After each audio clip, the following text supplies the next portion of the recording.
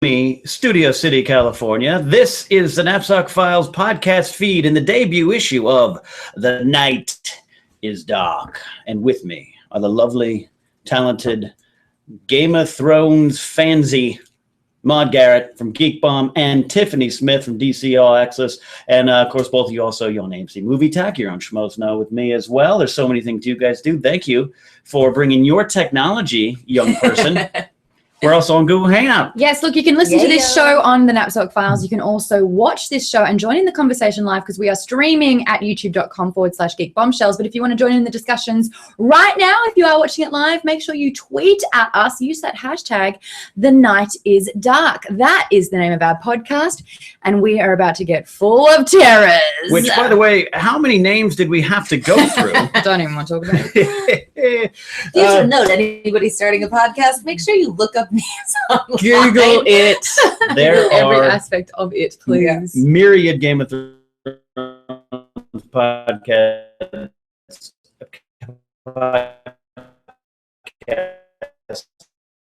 There, but this is ours. And much like when we were on Jedi Alliance, Ms. Maude Garrett, we're going to celebrate Game of Thrones. Casual fans of the show.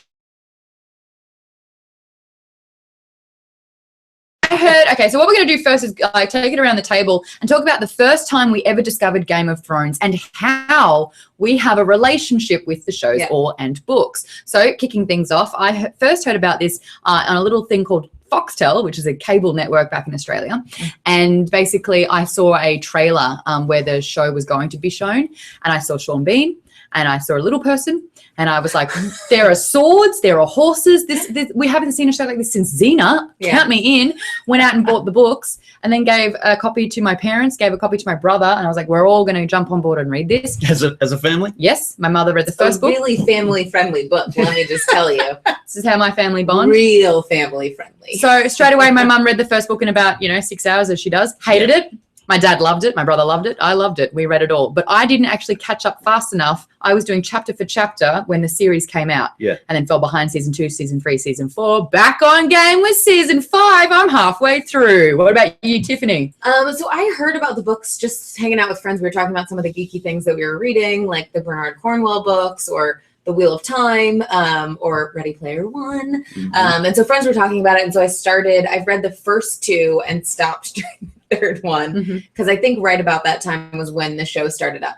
And once I got through the first season, second season pretty much caught up with where I'd read to, and I was like, I'm just going to watch the show. I like to audible things, and for whatever reason, audibling these books is not my jam. I don't love doing it all that much. I'd rather just watch the show. So there's a chance I'll re-pick up the books again as we keep going and see if I'm into them again. But the show. So anyone that doesn't read Tiffany is your friend. Yeah. You're so on her team. Like guesses of what's going to happen. Just know that I have no idea. Okay. And Ken, your Watch their relationship, faces. your relationship with Game of Thrones is very thick and fast. It is very thick. I was completely unaware of its existence for a long time, and I'm always ashamed of that. I wish I was one of those people that started reading the books in, 96 when he first put out Game of Thrones. I was 10. I wasn't.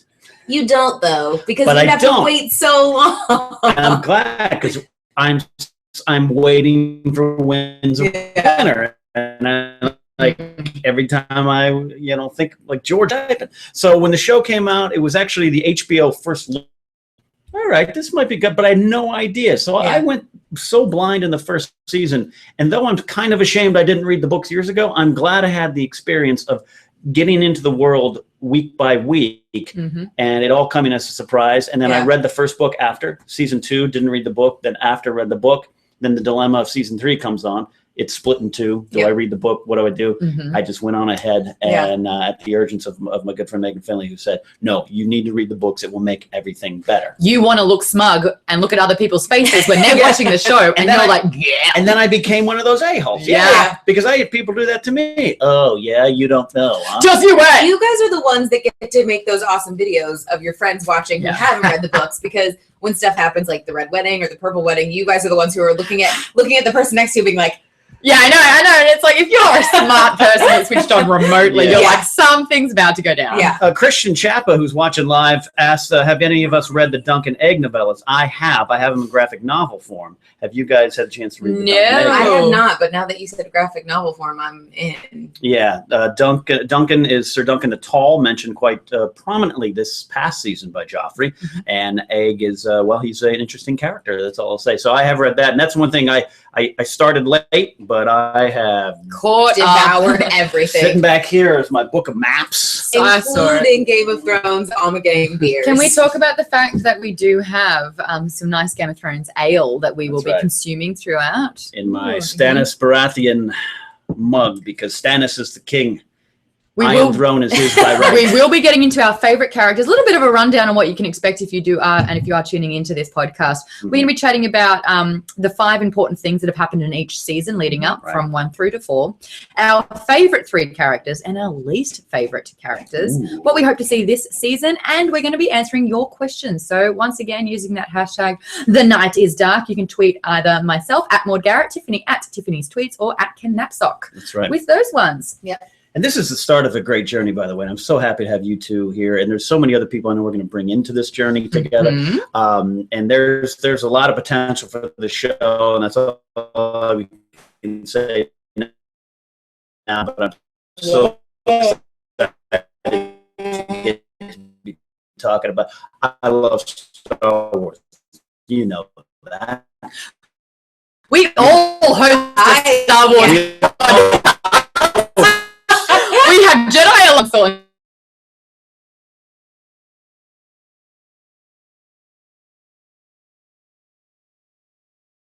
Of the School of Thrones parody, web series parody of Game of Thrones that I was in, and we started talking about Game of Thrones, and we didn't stop. We just pulled that string, and I'm in. So now we were going to record it, and we're going to try and keep this to 56% battery, because that's where my laptop's on. I didn't bring my charger, so this is going to be a nice punchy show. Let's moving on to Winter is Coming. Oh, hold on, we just did that when we first heard about Game of Thrones and what we've read. So to summarize, Tiffany started off strong and now is a TV viewer only. I am a strong mix of both. Ken started late, but has also not only bought every book, but every glass, every T-shirt, but you have re-watched season 1 through to 4, and you're rereading the books for the 3rd? Only the second time. Second time. Okay.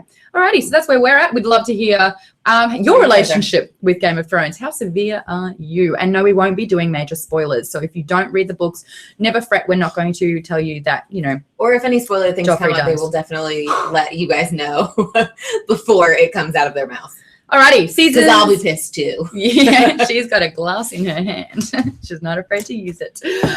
Seasons changing. We are going to talk about the first 4 seasons of Game of Thrones and the pinnacle moments that happened in each. So kicking off with season 1, it was a long time ago, but let's discuss the big key events of that season. Tiffany? Do you want to go through all 5 of mine or just start chatting? I think we just kind of throw points. So the very first one for me, obviously, was the whole twin segment at the window business. Really set the tone for what this show was going to be if you had no idea. Because it was...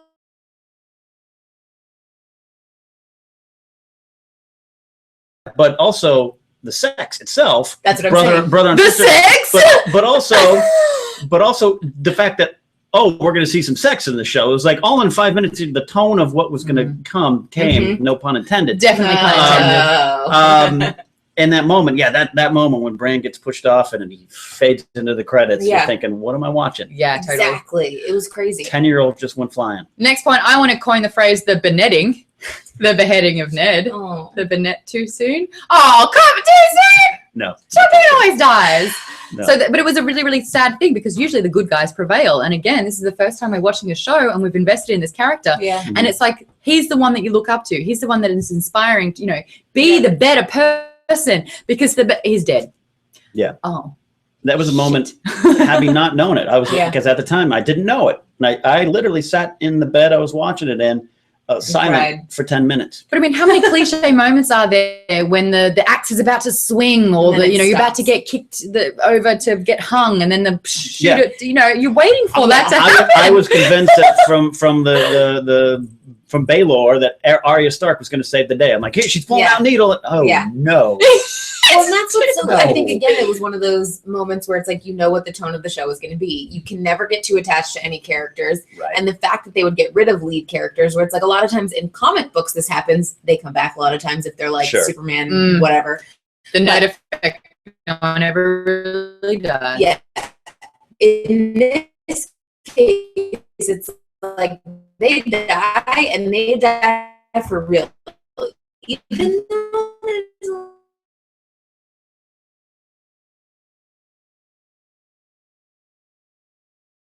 now, the fact that there were the dire wolves and there was enough for all the kids and then everyone had their own was a big part of it. And the dire wolves were supposed to be kind of extinct in a way. They were. No one went south of the wall, and such foreshadowing, which Catelyn did warn of a stag and a boar, kind of Robert Baratheon's house sigil, killing the dire wolf there.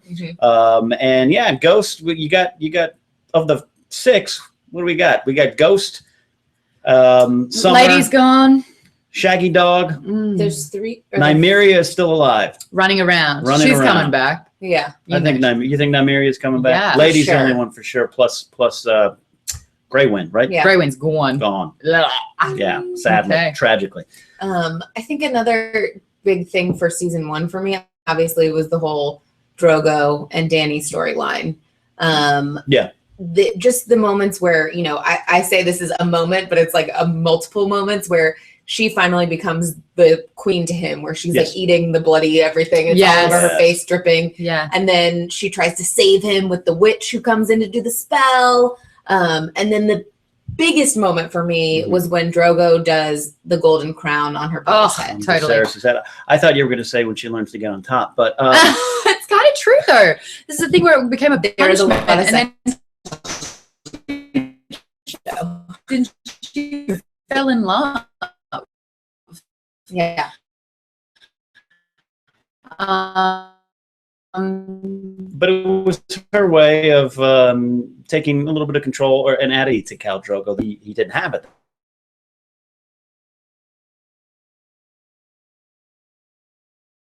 We were both powerful people. We're both in the same position. And look, I'm going to show you that this is something you can enjoy, and it's not just taking for me for granted or just taking me whenever you want me. I can enjoy it too, and so can you. Yeah. We also had the Robert Baratheon. Oh, stop with the puns, Maude. Really? It's Robert Baratheon. Because he got killed by a boar, but we know that this was a premeditated kind of incident where Cersei made sure that Robert was liquored up, and then Lancel Lannister. Lancel, what kind of name is Lancel Lannister?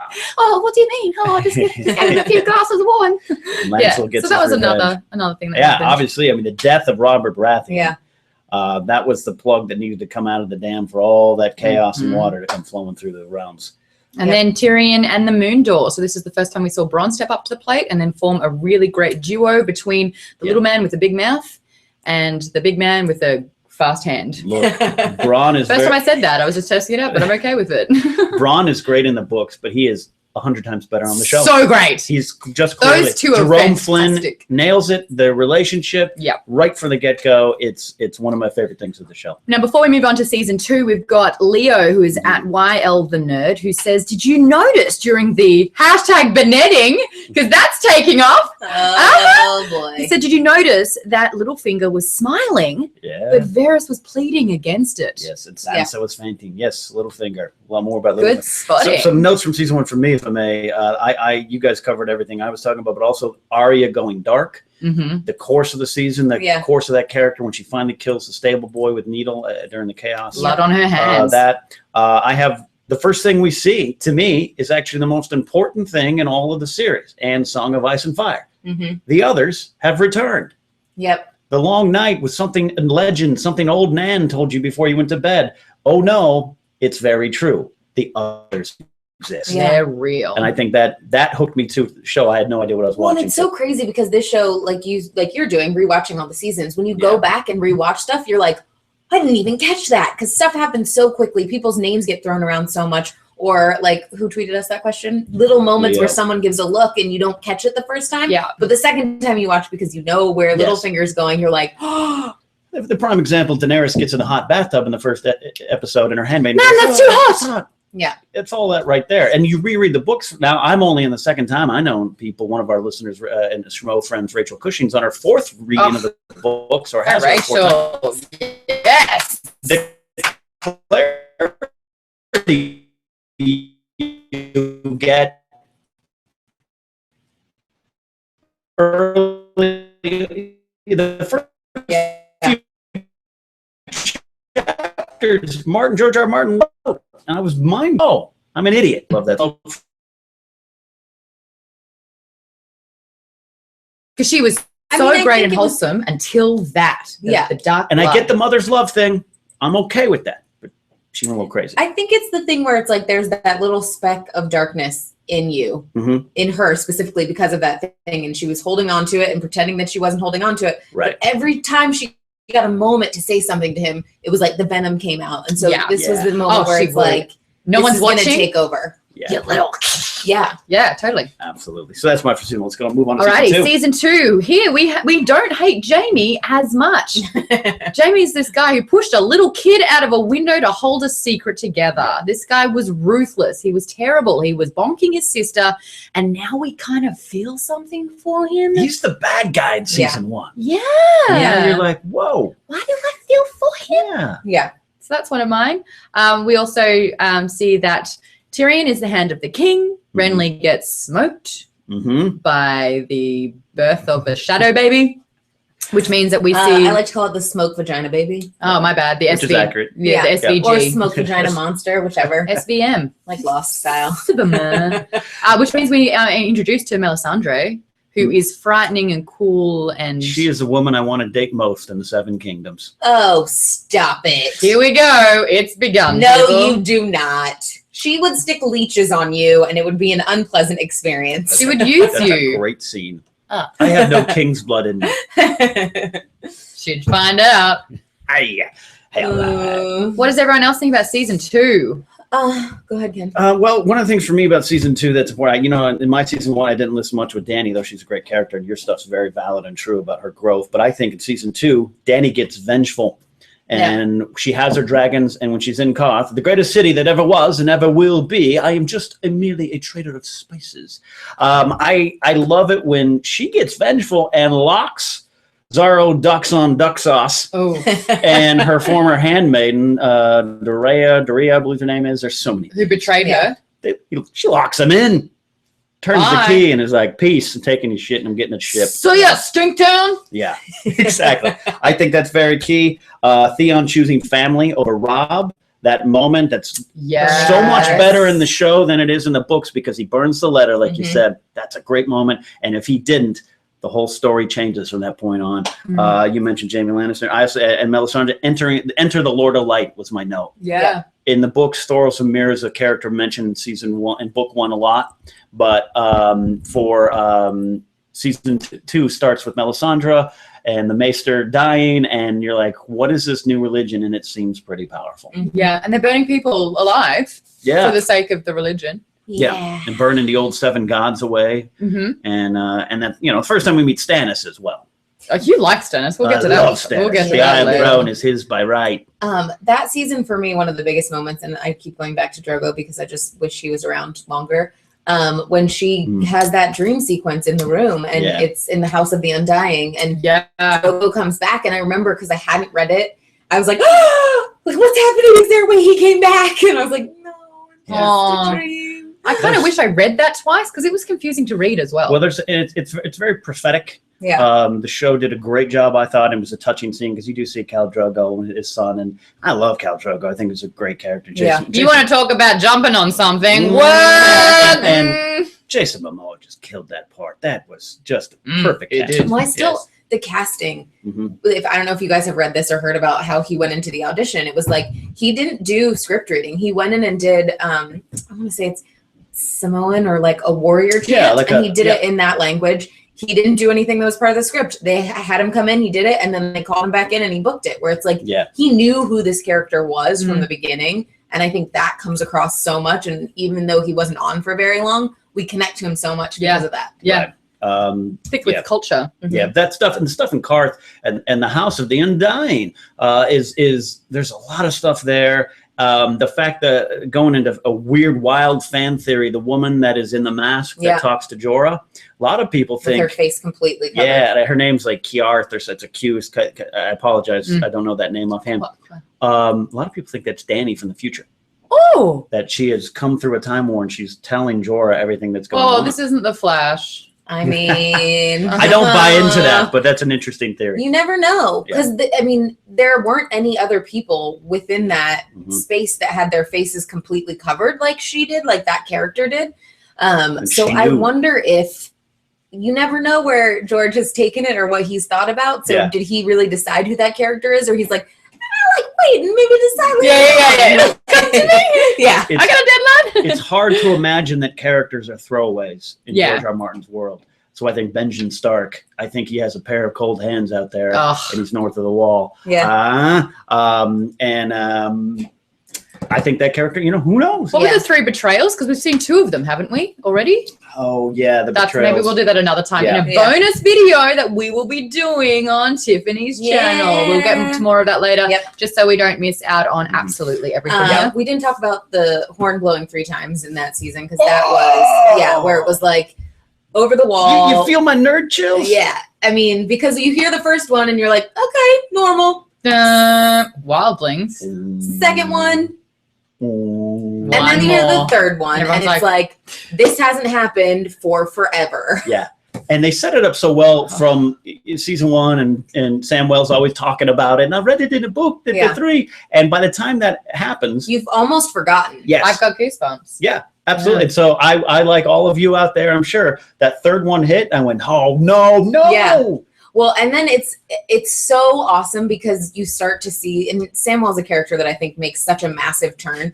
He may not lose any weight. He's still character-wise. How is he still fat? The guy walks like 17 miles a day. He eats barely anything, and he's still porky. He stays warm.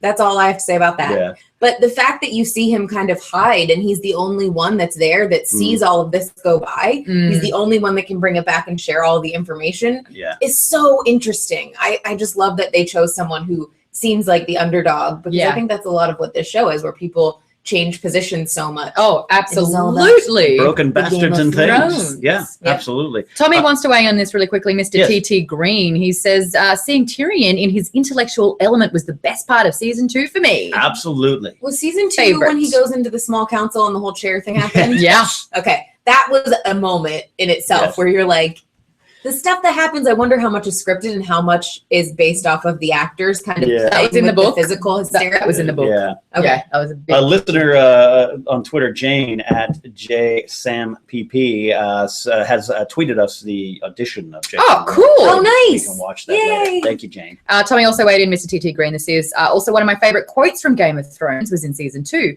Hard truths cut both ways for Sir Davos. The night is dark. And then obviously the last thing we have to talk about for season 2. Battle of Blackwater. Yeah, all the wildfire. Yeah. That was one of the coolest battles I've ever seen on the screen. It was great. It was an episode written by George R. R. Martin himself, which is key to me because he changed a lot of it, what the battle was in the books. Yeah. And in the books, there's a big naval battle. It's in the daytime.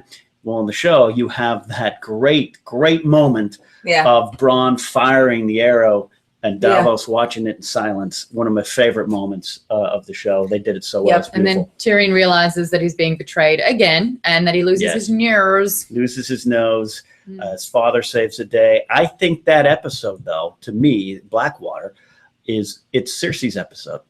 Because you watch her working through everything, working on Sansa, and she is prepared to kill her own son to protect herself and him and the family legacy. And that moment of, the battle is over. We have won. Like, you're kind of relieved for her, but mad the Lannisters won. It's a weird mixed bag of feelings. Well, and then I think it's an interesting moment just seeing her kind of go batshit when she's underground with Sansa talking. I hate Sansa. So, season 3? Yeah. We see the Unsullied. Oh, yeah. The introduction of these like warrior specimens that have been trained from a young age to not feel any pain, any emotion, and to complete their Not task. even when their nipples get cut off. Cut off! And they have to kill a puppy in their training to complete the process. Or, in the book, they kill babies. Or a baby. Which was an interesting decision. It kind of made me think of Kingsman now, seeing the movie where it's like killing the puppy. Yep, that's what I You thought. haven't seen Or is it Kingsman? reversed? I'm confused. Maybe on the show they kill the babies. Yeah, they kill on the book. In the book, they kill the dogs. They raise their own dog and then kill And it. then kill it. Yeah. Is it babies in the? And baby, yeah, and that was people were wondering, why did the producers make that switch? Yeah, why is babies a little bit better for television? Yeah, sure. Well, it makes them seem that much more terrifying. I guess. Yeah. For me in season 3, one of the key moments is Dany finding her purpose. She is the mother of dragons, but she's now the breaker of chains in her mind. She has a purpose. She's freeing the slaves. Yeah, she's a goddess. And the dragons burn Maude? everything up. I've got here Schmoes Know. That's right. Snow gets a blow in the snow. The cave. Wow. Oh, Behave in the cave. Mhm. Or not, in their case. Yeah. But we do see the fact time. Oh, boy. You know that. Hello, That Ygritte. thing Yeah, I like. our Schmo writer and screen rant writer Never Say Die 97 says, can we all agree that the bathtub scene in season 3 would have been Nikolai's Emmy scene? Absolutely, because that is when you learn that the Kingslayer had a point and a purpose and was probably justified for doing what he did. Well, and that's what I was going to say, where you talk about John feeling love for the first time. I think this is a moment where you're seeing Jaime realize that someone like Brienne could actually love and care for him in a way that he's never experienced before. In a completely just honest, real way where she cares for him. And that bathtub scene where he talks to her and is sharing and he's lost his hand and he's in a completely different place. He's vulnerable as anything. Yeah, and I just remember watching it and being like, this is amazing. Like, I wish I could just see even longer of this conversation and this interaction. And that was for me where I'm like, I just love anything with Brienne and Jaime. Yeah. Yeah. Exit the Starks as a power. They're done. Done. The Red Wedding. This was just like a game of Guess Who, where any Stark that was up, you just went. Except Arya. That was such a great moment, great episode. The thing, the heartbreaking of Arya getting that close, but still not away. The brutality of and seeing the head on. Oh, Now there were a few differences between the books and the show as well. Sure. The wife wasn't there. Jane Westerling, they never really covered in the books. Rob she goes wasn't away. Pregnant, right? She was not. She was not present at the Red Wedding, nor was the Blackfish. He was. That's why in the show he kind of was like, I got to take a piss, and he's gone. Yeah. But they did it so well. It was more brutal on the show. I Holy think. moly! The stabbing of the baby first. Yeah. Oh, who's just been named as Little Nettie Stark. Oh, they did such a good job of just really delivering the blow that. Catelyn as well. Like, you just don't expect any of that. And it's that bloody Filch from Harry Potter. Oh, he's in my most hated. Lord Walder Frey. The late Walder Frey. And the moment where the Reigns of Castamere play and turns around, and then Roose Bolton, that whole sequence. When she realizes that he's wearing chainmail, that he's wearing mail. When you watch that for a second time, my heart went double the palpitations I had watching the first time. Well, and the great thing about it is the way the show is set up. You get so connected to the characters just in time that when deaths happen, it's that much more brutal. Where it's like, Rob, I feel like, had really just become a character. I mean, I liked him, but he became this character that I actually knew and cared about now. He was winning every battle. He was doing everything right. One tiny hiccup and everyone's dead. And everyone's dead. And his hubris got him a little bit, but he started to lose control. And I'm not going to start every sentence with, well, in the book, but the producers did a damn good job of making Rob more valuable on the shows. And by giving him a wife and a baby, it added a layer to that wasn't there so much. with Jane Westerling, another character completely in another place. Agree.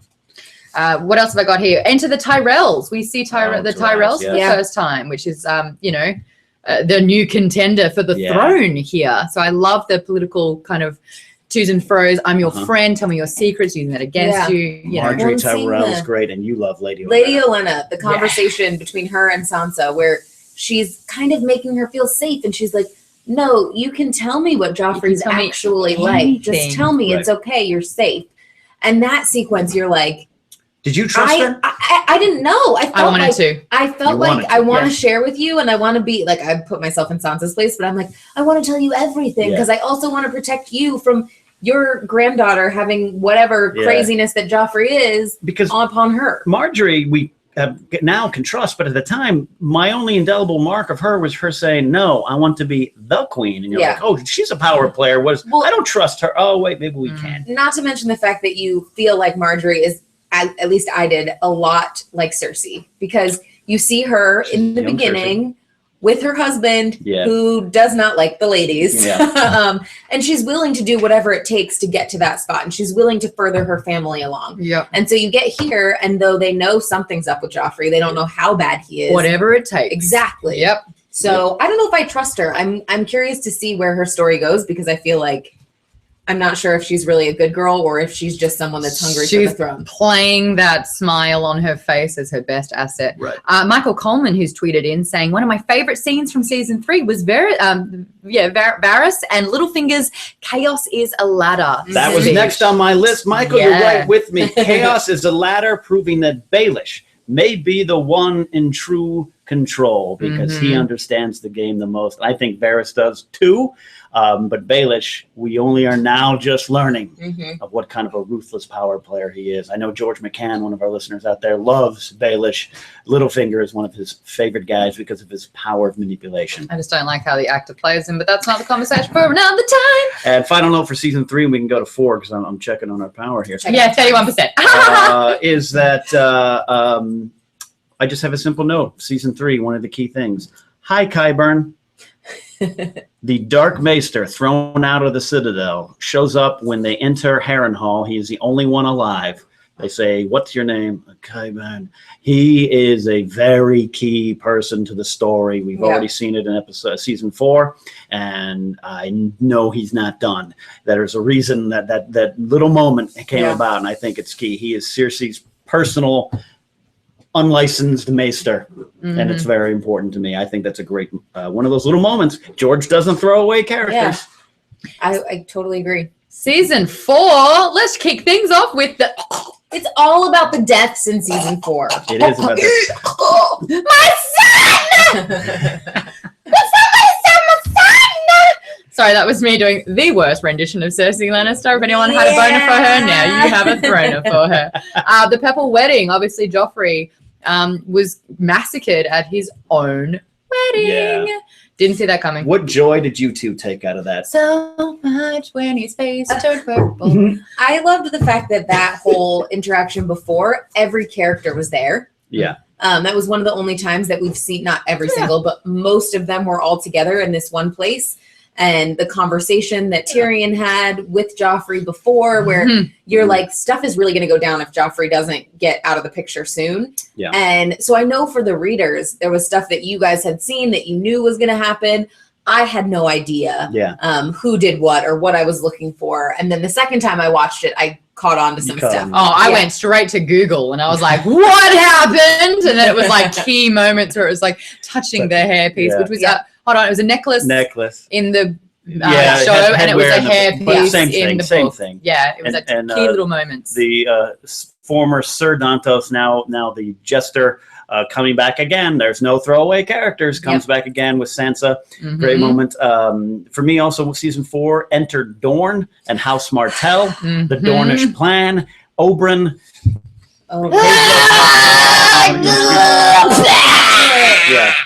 Pedro Pascal, who absolutely just nailed that role. I loved him. I loved the two of them together in this one. It was the first time you ever saw a relationship where they were equals, aside from Drogo. But that wasn't within this realm. So you see the two of them come in, and it's like he really cares about what she has to say, and she really cares about what he has to say, and they're looking out for each other. And though she is not highborn, Mm. he still cares for her, and he's willing to say that in front of everyone and doesn't care. Yeah. So those moments for the two of them, I'm like, God, I just love these two characters. Yeah, I want to go to Dawn. Totally. Yeah. Dawn seems to be the place to go, right? Exactly. And there's some, I mean, we could do an entire show, and perhaps we will do an entire show on the Red Viper. And what his character meant, and all the things, the moments with him and Cersei, and just he is the poster child for great kid, don't get cocky. Yeah, absolutely. Because you saw him coming in as the guy who was going to almost save everyone. So many moments. He nearly did. He just started dancing around, and he just was so thoughtful of justice. But you're right, we can go on this another time because we have 26% battery on. There's still 3 more massive deaths that happen in season 4. For me, quickly, we can talk Arya heading east, jumping to the end, and Sansa learning the game. The Stark sisters kind of stepping up and going into different realms. Sansa now's got dark hair. She understands the game. That's how she got cast as Grey in X-Men. I've got here Tywin on the shitter. Tywin Lannister does not, in fact, shit gold. Yes. No, that's it. That was a crazy one, and 2 deaths that happened immediately, and we skipped over 1 that was so sad. Agreed. Egret. I cried. There's a video on my Instagram where I was watching it, or I recorded myself, and there was a single tear. Great moment from a great episode. Watchers on the Wall. That one, absolutely. Rose Leslie did such a good job bringing humanity to that character and teaching you what I think Game of Thrones does so well. You know, we should have never left the cave. One of the great things that this whole series does is it gives shades of gray to everything. There is no true bad guy other than maybe Joffrey and Ramsay Snow Bolton. And the Wildlings aren't the bad people. They're the free folk from their point of view. And Jon, through his journey and love story, you start to learn that. And that's key to Jon's character. But you're also, even you look at the characters that are supposedly the villains. With Joffrey, it's like, he didn't know any better. That's how he was raised. That's how they protected him and told him he could do whatever he wanted to. And touch of the madness. Yeah, and she realized it too late that she couldn't control him anymore. So all of the characters on here, I think they do such a great job of them having their moments and their glimmers of there's a humanity there, or there's something that could be different. So speaking of a woman not knowing if she's still got control over someone, it's the whole Jaime Cersei kind of debacle, where he comes back not a whole person. He comes back a bit of a broken man with a different outlook on all of life. And she realizes she can't manipulate and use him. So she torments him. And then, not in the book, but in the show, he forces himself on her. Controversial scenes that I don't believe it's needed, but they did it. Bringing this up because Leo was wondering if we were going to mention it. That was a big part of the season. Couple. They're even going in season 1 with Khal Drogo and Daenerys. In the book, it's not that rapey. In the book, it is too. In the book, it is too, because all he knows is no. The only word that he knows. And so that moment is like, well, they're married, but he's not asking her. So in that case, agreed. I'm just saying the show a couple times has gone that way. Also, and titties. It's like, well, I don't remember reading. About them, but hello, there they are. My fun, Arya and the Hound. Leo puts in that. There's so much to talk about. One of my final thing about season 4. Oh yeah, say it with me. Stannis saves the Night's Watch. You love Stannis Baratheon. And one of my favorite scenes is that opening with Jon Snow and Mance and them drinking to Gren and Meg the Mighty. And then Stannis shows up and we do not bow. Mance Raider. We didn't even talk about the interactions with Mance that season. If you guys haven't watched Rome, go back and watch it, because this actor, he's so incredible. I'm not saying, I think it's Kieran, but it looks like Ciarán Hinds.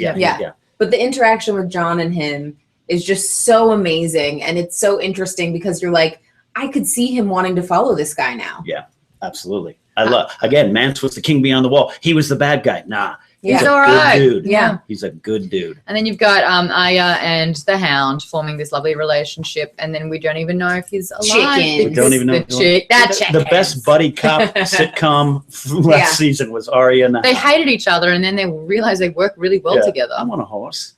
Just all that. When she kills the Frey man, and he's like, tell me the next time you're going to do that. Yeah, there were some great episodes with those two together, and I started to really. They grew on me. I hated the Hound, and I'm like, no. kind of Again, cool. yeah. Yeah. Shades of Grey. That's it. Shades of Grey. Mhm. So moving on to the next thing, we have hopefully caught you up on all the important events that happened through season 1 to 4. Now we're going to talk about the dire characters, the 3 characters that we love and the 3 characters that we love to hate. Kicking things off, I think, Mr. Napzok, you'd like to power through these. We are just a reminder that we're on 22%. Absolutely, absolutely. There's so much. You're asking me to choose 3 out of 50. I know. And I know.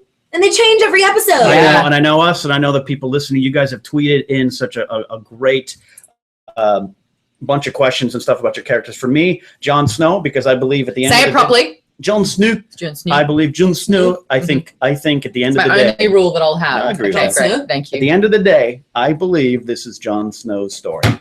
Say it properly. Jon Snow's story. Thank you. I believe it is his story. I do too, because we want to know who his mother is. Yeah. Don't we? R plus L equals L. Song of Ice and Fire. I believe he is The the ice. snow will melt. Second, of course, is the one true king, Stannis Baratheon. God. And then for me, it's a combination of Sir Jorah Mormont and Sir Davos Seaworthy Onion Knight, because those two are me, the 2 sides of my personality. Yeah, I see that completely. Yeah. Good to know that you've got your fingertips, though. Khaleesi! Aww. That's me. What about you? Just completely won me over. I want to know what's going on with him. that's I care surprising, about him so much. I agree with that. His story is just so incredible, and you see him as this man who knows what love is now, whether wants it's to know romantic what love or love just is. like this person who can actually love me and has Yeah. no ulterior motive. So Jamie, and then Tyrion Lannister is Mm-hmm. Yeah. another favorite, just God. because he It's hard for me not to knows choose it. what's going on. He knows where everyone is at most of the time. He has like a different set of challenges, obviously, than everyone else does. Mhm. And the fact that he's never seen as someone who could take the throne or could be in a power position, and that he just always seems to be at the forefront. Right. And then finally, Brienne of Tarth.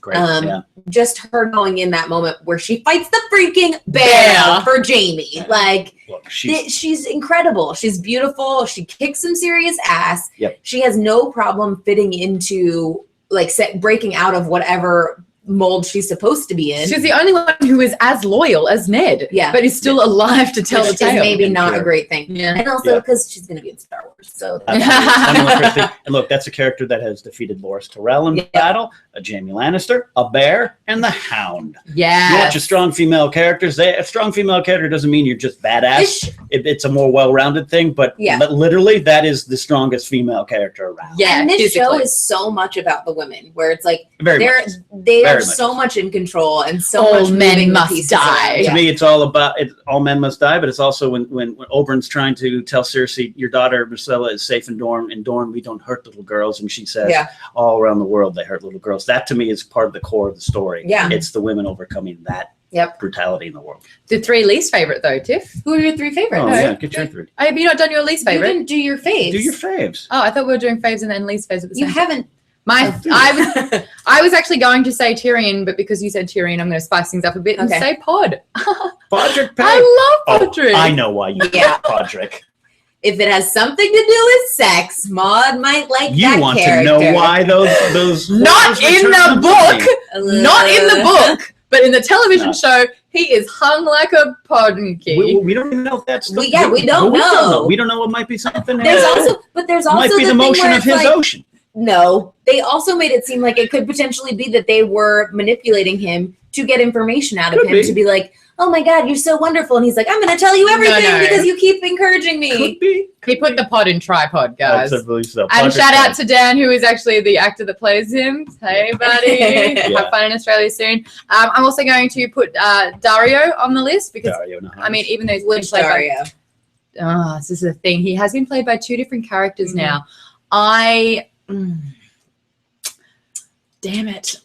I'll take them in a sandwich, please. I like the character. I felt that we were robbed. Oh, Maude, get late already. I felt we were robbed of the scene where Daenerys finally says, "You bedroom now, let's go." That's a great moment. And then it was like, boom, the next day. It's like, what? No. It's a horrible Yeah. moment for me as a Ser Jorah fan when he runs into Dario on the stairs. Oh, yeah. Oh. But it was this thing where it was like, you know, he killed his counterparts going, I've got you their heads. Yeah. Do you trust me now? I would do anything for you. I think that's Yeah. a great Yeah. I don't know. I like him a lot.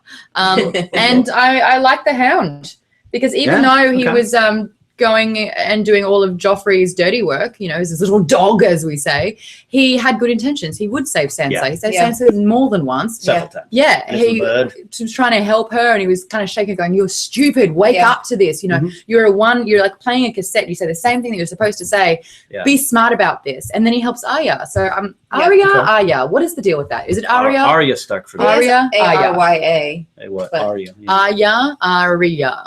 Arya. Tweet us. What is it? Is it spelled phonetically? Is it 80 or no? I'm kidding. Is it Arya or Aria? That's what I want to know. So they're my three. Have we got least favorites? Go with your least favorites. With your least favorites. 1, Ramsay. Oh, I hate you, Ramsay, so much. Snow or Bolton? Rob Thomas, Matchbox 20. Yes. Yeah. He looks It's so been much a like long him. day. Eating the Ramsay sausage.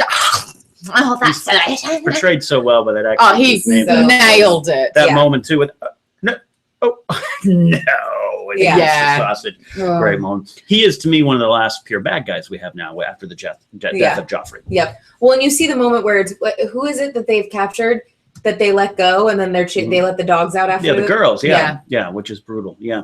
You just see how terrible he actually is. Who else do you hate? Ramsay. Well, Joffrey's a lot like that. I Yeah. never liked Joffrey, and the fact that he used his crossbow on our favorite little. Yeah.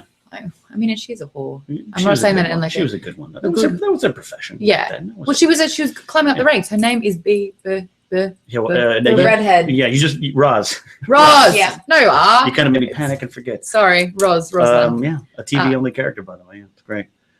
Who else do you hate? Peter Baelish. Oh, wow. I just don't like the actor that plays him. I think he's one of the. I think. He's a little overacting in I season think 4. Varys with his Colin.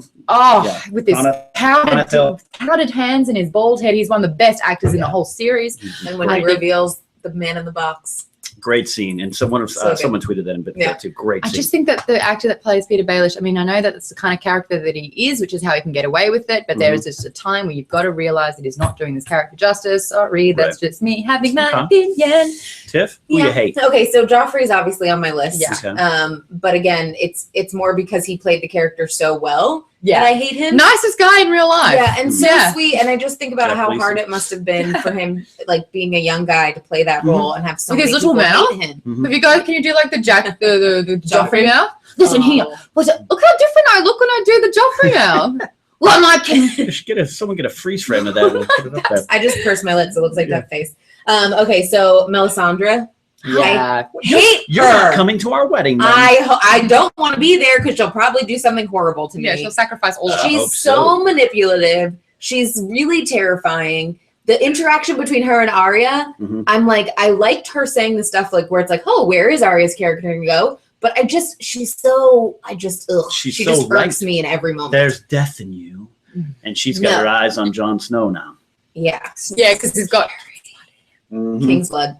Yeah. And then the last one for me, who is gone now, but Viserys Targaryen. Oh, He was yes. so unlikable.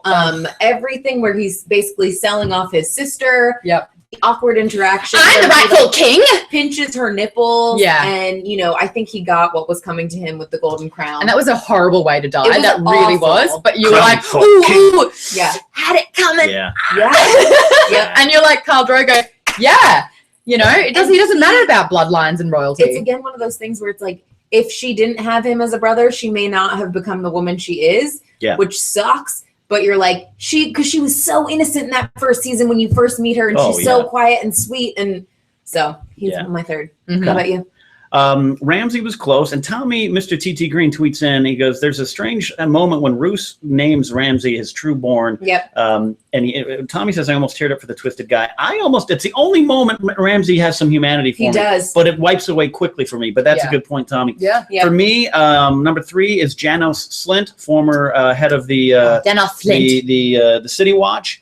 He turned on Ned Stark for money. He gets sent to the wall by Tyrion. He kind of wimps out up there in a land where there's You a lot can't of be a brave people and a lot of nobility and honor, and the Ned Starks of the world and the Jon Snows. This is the one guy. I even love Alistair Thorne, the crusty guy at the Night's Watch. More than him. And Janos Lennis is kind of lackey, and though he hides in the battle, I want this guy to die painfully. Yeah. He deserves it. I think he's going to get impaled. Hopefully. Yeah. Something. 2 for me, might stir some controversy. This is our least favorite characters. Mm-hmm. I'm putting some quotations around least because I actually love this character. Yeah. It's Daenerys Targaryen. The reason being, don't jump me, Tiffany. Don't fight me. Don't send your champion. I will sick my dragons on you. Her story, if Jon is the ice, it's quite possible that she's the fire. So I think it's an important character. Oh, I'd like those two together. Yeah. Well, could be very Targaryen. Oh, yeah, I was going to say, because the Targaryens really care. Yeah, but there's something about her. You're watching her grow, and then suddenly you're watching her become a kind of stuck-up, stubborn little girl who kind of gets a little bit of karma, and it's tragic. That stuff with the dragons in the end of season 4, and my her, son. Yeah, her trying to. I feel sorry for her. I love the character, and Emilia Clarke does a great job with her wig, but there's something about Daenerys that I don't like. Well, I think it's because you start to see her in arrogance coming in. Yes. Yeah, more than anything. Headstrong. It's not necessarily that she's stubborn, but it's like, look what I've done, and she has done incredible things. And then it's the moments where they're telling her, you need to be able to run this. You need to be able to be a leader. You can't just be the girl who's like setting things free and doing things and then not knowing what's happening behind you. Yeah. And that's where it's like she's starting to have to be this leader, this manipulative person that she didn't really want to have. And sometimes her treatment of Ser Jorah and Barristan is a little odd. Like, you should trust these guys. Well, maybe now Ser Jorah not, but she kind of like, shut up, old guys. I got this. Yeah. Really? Yeah. And the number one character, my character I hate, and the reason I hate her, because I love her so much, here we go. is Cersei Lannister. Why have the gods made me love such a vengeful woman? I love Cersei Lannister. I love Lena Headey. I want to take her out for a butterscotch milkshake on Melrose. I love what she's done. that one made me lose my headphones. My life goal is Cersei Lannister is a sick, twisted character, and there's so much more to come with her this season. I'm sure the karma's coming back for her, but I love her so. She's just that. So if I put on a British accent around you, Ken. No. Okay, right. Don't do it. Woo, we got 10% battery left. There are 3 favorite and 3 least favorite characters out of the Game of Thrones verse. I want to know from you guys. Make sure you use that hashtag, The Night is Dark. Your top 3 and your least favorite 3. Tweet at us or not. Whatever, but we love to hear about these sorts of things. And we've got a great amount of people listening live right here on the Google Hangout, and we get a lot of tweets. Quickly, to explain what's going on, this is going to be a multi-platform show. You're going to be able to find it on Geek Bomb Live, and you also find the video there. You go to my Napzok Files iTunes feed, which is on Podomatic, Stitcher, and iTunes. Subscribe there. You'll get all the other shows I do, but you'll get this one. And then Tiffany's also going to have some bonus videos on her YouTube channel. We're going to have quick bonus footage, on my YouTube channel, so make sure you keep your eyes there. We'll probably start up with that next week, but it'll be fun stuff like top 5 quotes from the show or top 5 characters you love to hate, kind of like what we did at the end here, but it'll be different every week. Absolutely. So subscribe to all those. We'll make sure we give you the addresses for all those so you can subscribe at the end. But while we've got a little bit of time to go, we're going to discuss really quickly what we hope to see in this season. Season 5. Can you surmise it just in a couple of words what you are looking forward to seeing? All right, I can do. Here's what I'm looking for. I can do. Can do. I'm down. I can do this in season. Here's what I'm looking for in season 5. Is the Hound dead? I don't think so. Is Syrio Forel dead? I don't know. Those faceless men are tricky. How far is Sansa gonna go? We are past new book territory. All the way. End of Winds of Winter territory. I have not read that chapter. I don't want to read it yet. How far we should go? And will any characters we should have already met, wink, wink, show up? Mm-hmm. For me, season 5, I'm looking forward to pissed off dragons for being locked up. They're going to break the heck out of there. Seeing Bran controlling anything else. I'm really pumped about that. And then finally, we've seen some photos, but the sand snakes are coming. Yeah. Love the sand snakes. That's where you've got me. These 3 girls are going to play a huge role in this season. I'm looking forward to seeing all of that. Oberyn's daughters. For those playing at home. I don't want to...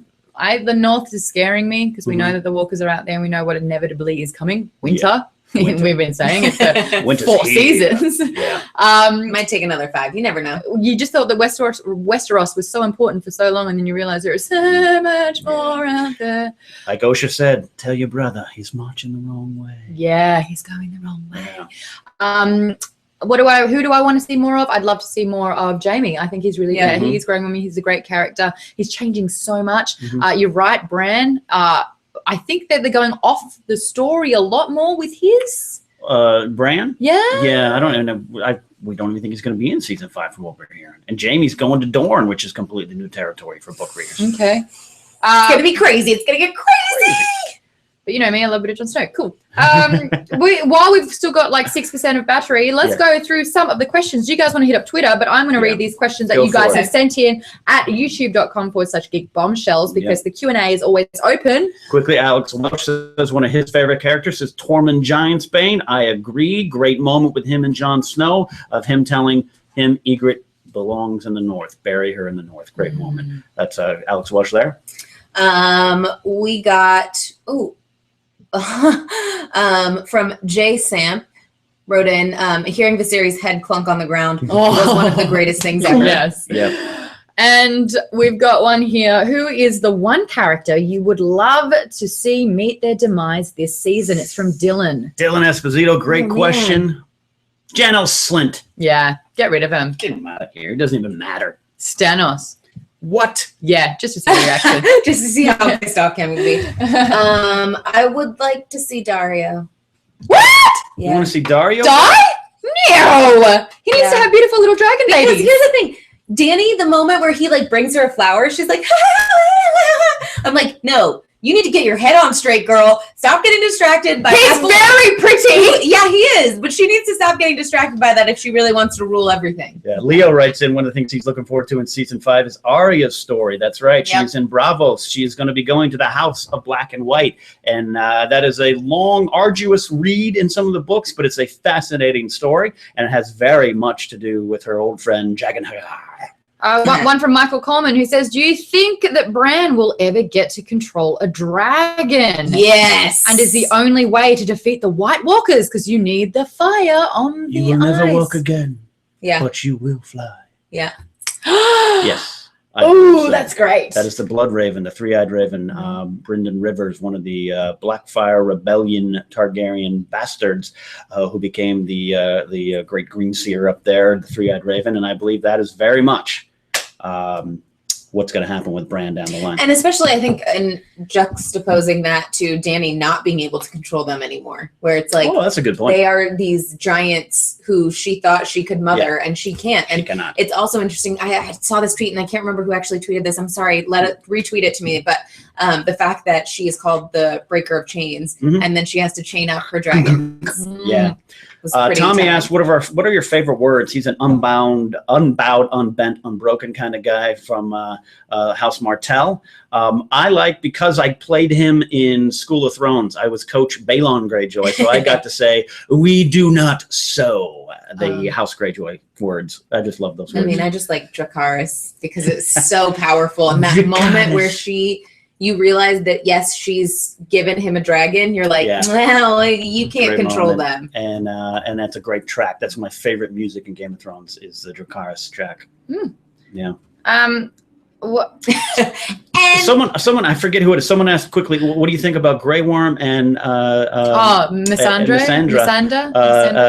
getting on somehow? How is he going to do that? He has no tackle nor bait. Yeah. I guess he's going to just motorboat the Oh, stop it. Hey, I am being inventive. We're talking just scientific approach here, Tim. It's not scientific. I'm always going to be that person who's like, stop. So, do it, Grey Worm. Do we want to just close it out and say maybe one thing about why each of us love the show so much? Because I know we did a little bit of how we got into it. I really wanted to do one little tiny spoiler. What do you want to do? About the dragons. So Bran can control other species. The horn? Yeah, the horn of, what is it? The horn of Jehoram. Man. It's so far not factored in. I'm just saying. Giant into Mance's attack on the wall, his claim that he has it. So far not there. We don't know if the show's going to pick it up. There's so many things we don't know the show's going to pick up. It's a big contender though. There's old Griffs and young Griffs all over the place. We don't know. Why do you like the show? I love the show because I feel like it has a perfect balance of reality and then mixing in magic for a lot of people who aren't necessarily into the fantasy field. It's like you get to know these characters and then they start to weave it in slowly. And so I think that's something that's never been really done before. I'm one of those people. If this had been magic up front, as much as like Lord of the Rings and stuff like that, I would have been, I'm out. But it comes in because magic. It really is a political show, yeah. and it's the Game of Thrones. An extension of that, I think that for the first time, this is a successful fantasy show. Sure. They are putting $1 million an episode and then some into this. It's an investment which is paying off, and anything that gets people that would just shun and snoot their nose up at it, going, "Oh, dragons, who would do that?" And now it's like, I love it. That makes me happy as a geek. It's like one of us. Yeah. Good point. For me, it is taking, like I've said before, and I'm sure I'll say it again, it is taking characters, it is taking black and white, even though Arya is going to the House of Black and White. It's taking black and white and telling you, no, the world is a messy place, and we all got to get along, and we all got to kind of figure this out. Yep. And the guy you think is the Kingslayer, he did it to save millions of people maybe, and the guy who is the lowly onion knight, no, he is this guy, and all that kind of stuff. Even Stannis, who you hate, his pious, strict, stringent heart, he does it from a good point, and there's a good to him. There's even good to Cersei. You start to see it, and I think you're going to see it in this season. You're going to feel sorry for my Cersei. Still going to hate her.